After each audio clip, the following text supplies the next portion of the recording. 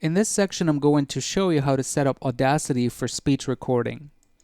Audacity is a cross-platform nonlinear audio editing software that has matured enough that I think of it now as a viable replacement for commercial software such as Sony SoundForge or Steinberg Wavelab. Before you can start recording, you need to set your preferences the right way, and I'm going to try to show you how to do that right now. I go to Edit and then Preferences at the very bottom of that drop-down window. And let's start with devices first. The device host here is going to be the driver technology that I want to use. MME is the oldest Windows legacy driver technology. I'm really glad to see that it is supported, but I want to choose Windows Direct Sound. That is the current technology that is particularly good at handling high sample rate, high bit depth audio. For my playback device, I have a choice of whether to stay with my primary sound driver, which is the primary device that's set up as your default system playback device. So if you go to your Windows control panel and go to sound, you can choose the device through which you want to listen to your music or games and so forth. I typically do not want to do that. I typically want to have a separate device selected just for my playback for my editing software, editing and recording software. So I'm going to do that here. I'm going to choose my speakers. And sometimes you have more than one sound card, or you have a sound card that the computer came with, and then you buy an external recording interface that's connecting to your computer via USB or FireWire. And this is where those drivers would show up. This is where you would make that choice. So obviously you want to use the device that works best for your purposes. And in this particular case, I choose my Realtek high definition audio device. And the same thing applies to your recording device, which is actually even more important for us in this particular tutorial.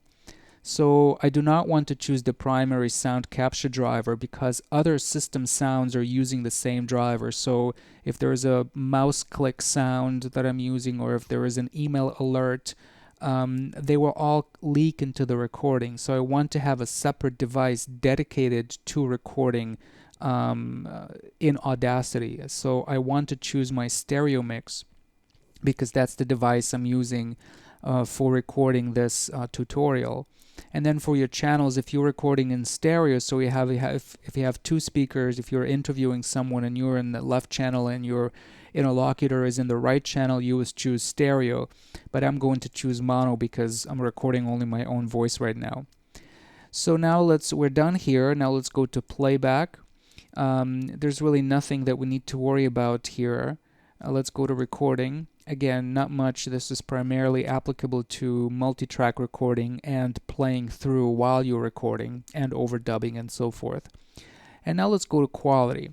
This is probably the most important setting because the idea is that you want to match the sample rate and the bit depth between your Audacity software and your recording hardware.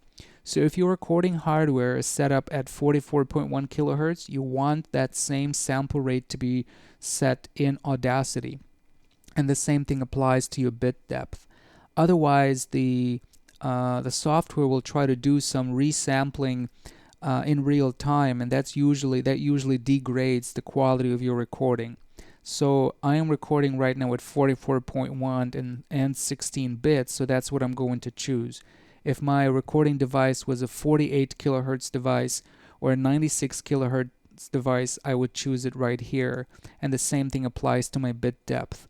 Usually these days, the external recording interfaces would operate at 24-bit and 48 kilohertz or even higher. As far as real-time conversion, if you have a fast computer, you can choose the high-quality interpolation and dithering, the triangle.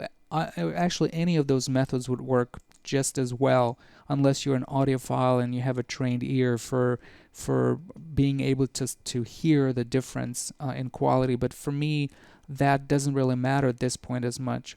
And this is your high-quality conversion settings, which you can use your high quality without any problem.